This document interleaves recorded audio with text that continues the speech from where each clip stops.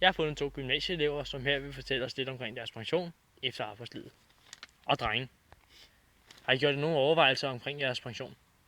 Ja, der er jo altid et liv efter arbejde, og selvfølgelig bliver man nødt til at gøre sig nogle tanker om, hvordan man vil prioritere sin løn. Så selvfølgelig vil en del af den gå til vores pensionsordninger. Det er du vel også enig i? Fuldstændig. Er der noget, samfundet kan gøre, for at I bliver klogere på de her pensionsordninger?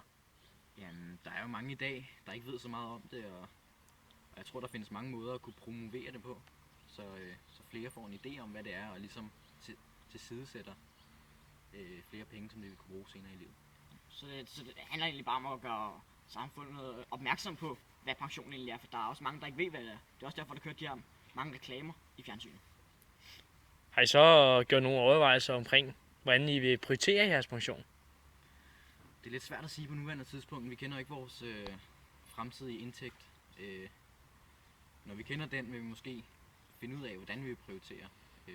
Eksempelvis hvis vi har en høj indtægt, vil man måske kunne sætte lidt mere af og stadig bruge de penge, man nu synes, man skulle bruge, og omvendt. Ja, det handler også lidt om, hvilken måde man lever sit liv på, hvilke ting man køber, om man har de penge at sætte til side. Helt Men man også prioriterer i livet. Prioriterer at bruge penge på. Ja, Så livskvalitet, det er vigtigt for jer? Livskvalitet er nok det vigtigste. Rigtig Også når vi kan få pension. Og der bliver ikke sparet på noget. Så afsluttende, hvorfor er en god pensionsordning vigtig for jer? Det er vel vigtigt, så man har nogle penge, så man kan klare sig.